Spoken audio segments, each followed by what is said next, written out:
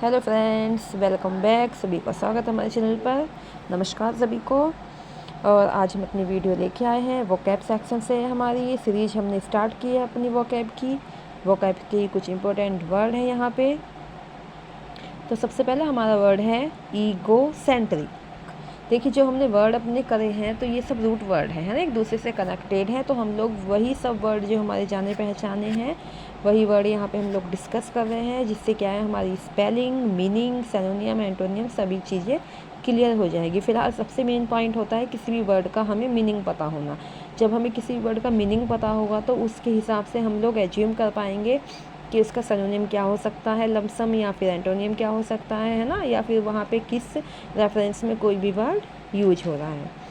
तो friends, egocentric हमारा सबसे पहला वर्ड हमने लिया है यहाँ पे। ईगोसेंट्रिक मीन्स होता है आत्ममोही। आत्ममोही होता है ईगोसेंट्रिक। देखो, ईगो मीन्स क्या होता है हमारा, ईगो माने मैं या अहम होता है, और सेंट्रिक मीन्स होता है जो केंद्रित हो, यानी कि जो व्यक्ति अपने अपने में रहता है, अपनी ही बातें करता है, अपने को ही सबसे सर्वोच्च सत्ता मानता हो, वो कहलाता है हमारा ईगोसेंट्रिक। ईगोसेंट्रिक मीन्स आत्ममोही, है ना, सेल्फ माइंडेड पर्सन। अब देखो नेक्स्ट है हमारा ईगोमिनियाक। ईगोमिनियक होता है हमारा, ईगोमिनियक का मतलब क्या होता है, पागलपन या सनकी। यानी कि कोई व्यक्ति अपने आप में इतना खो जाता है, आदमी सनकी हो जाता है, वो दुनियादारी से बिल्कुल मतलब ख़त्म कर देता है, उसको कहलाते हैं हम लोग ईगोमिनियक। देखिए, ईगो पे ही जितने वर्ड हमारे हैं वो हम लोग डिस्कस कर रहे हैं। ईगोमिनियाक मीन्स होता है पागल या सनकी हो जाना, है ना, यानी उस लेवल पे व्यक्ति पहुंच जाना जहाँ पे उसको हम मैड कह सकते हैं, ईगोमिनियाक। लेकिन ईगोसेंट्रिक होता है हमारा सेल्फ माइंडेड व्यक्ति। फिर नेक्स्ट हमारा आता है अल्टूरिज्म। अल्टूरिज्म हमारा क्या है, परोपकार। देखो, अल्टर माने क्या होता है, अदर। अल्टर माने अदर होता है जो दूसरों के बारे में सोचने वाला व्यक्ति हो, दूसरों के बारे में सोचने वाली चीज़ें होती हैं, काम होता है, वो हमारा अल्टूरिज्म कहलाता है, वो हमारा परोपकार कहलाता है। अल्टूरिस्ट माने परोपकारी, ठीक है। अल्टूरिज्म हमारा होगा परोपकार, अल्टूरिस्ट माने होता है परोपकारी। अब नेक्स्ट हमारा वर्ड है अल्टरनेट। देखो, जनरली आजकल जो है बहुत ज़्यादा यूज हो रहा है ये वाला वर्ड अल्टरनेट। अल्टरनेट का मतलब होता है दूसरा दिन या दूसरी चीज़, एक को छोड़कर एक के बाद, वो होता है हमारा अल्टरनेट, जिसे हम कहते हैं अल्टरनेटली। अल्टरनेटली भी इससे ही बना है, वो होता है हमारा एक के बाद दूसरी चीज़ छोड़ के फिर एक के बाद तीसरी प्रक्रिया को अपनाना, है ना, दूसरा दिन यहाँ पे दिया हुआ है। फिर नेक्स्ट हमारा आता है अल्टरेशन। अल्टरेशन क्या होता है, अल्टरेशन होता है हमारा बदलाव, है ना। अल्टरेशन क्या होता है हमारा, अल्टरेशन होता है हमारा बदलाव, ठीक है। यानी किसी भी चीज़ में हम लोग जब बदलाव करना चाहते हैं तो वो हमारा अल्टरेशन कहलाता है। जैसे हम लोग किसी भी कपड़े को या कोई चीज़ हम लोग ख़रीदते हैं तब हम कहते हैं कि वो हमारा क्या है, ऑल्टर किया है हमने उसको। ऑल्टर माने क्या होता है, उसमें बदलाव करना, है ना, अपने हिसाब से उसको ठीक करवाना, मैनेज करवाना कपड़े को, वो कहलाता है हमारा ऑल्टर। अब देखो, अल्टूरिस्ट भी हो गया, अल्टूरिज्म भी हो गया हमारा, अल्टरनेट भी हो गया है, और हमारा हो चुका है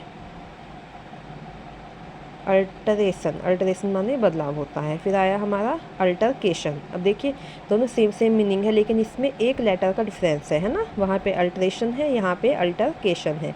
तो जो अल्टरकेशन है इसका मतलब होता है कल है ना।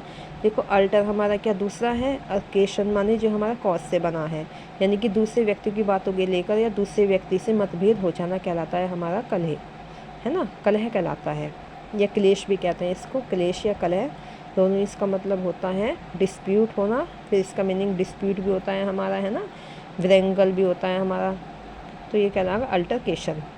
देखिए, ये मीनिंग जो है सेम सेम मीनिंग के वर्ड इसीलिए हम लोग डिस्कस कर रहे हैं, जिससे कि जो हमारी यूजफुल चीज़ें हैं, जो हमारी याद की हुई हैं, वो भी की हुई यहाँ पे आती रहे, जाने पहचाने वर्ड भी यहाँ पे हैं, और कुछ न्यू वर्ड भी हम लोग उनके साथ साथ याद कर लेंगे, हमको पता भी नहीं चलेगा, ठीक है, क्योंकि उसके जो हमें पॉइंट क्लियर होते चले जाएंगे तो वो हमें हमेशा ही याद रहने वाले हैं। अल्टरेशन माने होता है बदलाव, और अल्टरकेशन माने होती है कल है ना, ये डिस्प्यूट।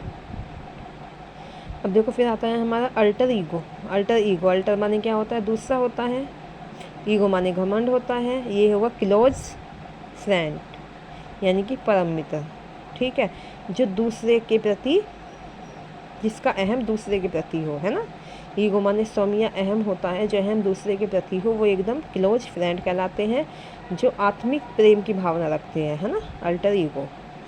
अब देखो ये क्या है हमारा AMBIDXTROS, है ना, एम्बिडेक्सटेरियस।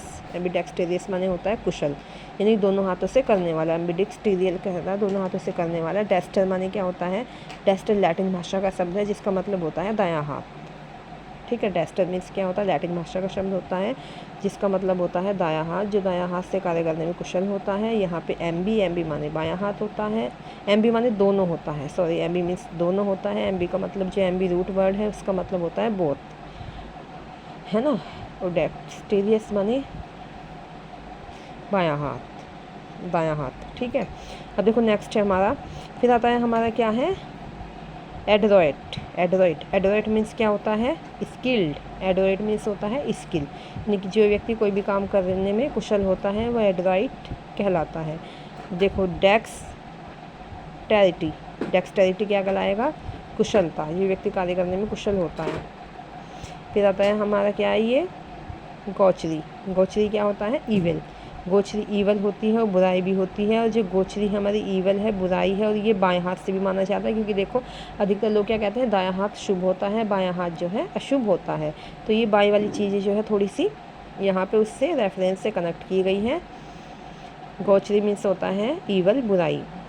ये क्या है हमारा, एंड्राइटनेस माने क्या होती है, कुशलता। एंड्राइट माने कुशल होता है, एंड्राइटनेस माने कुशलता होती है। ठीक है, देखिए हमने यहाँ पे कुछ वर्ड्स पढ़े हैं। आई होप आप लोगों को वीडियो बहुत अच्छी लगी होगी। इसी तरीके से हमारी वीडियो को वॉच कीजिए, कमेंट करिए, लाइक शेयर करिए और बताइए आप लोगों को वीडियो कैसी लगती है, क्योंकि हम लोगों का एक प्रयास है जो आपकी क्या है, नॉलेज में थोड़ी सी बढ़ोतरी हो सके, है ना, यानी कि आपकी जो नॉलेज है थोड़ी सी इंक्रीज हो सके और किसी भी चीज़ को जो है एक ईजी वे में आप तक पहुँचाया जाए। Thank you for watching.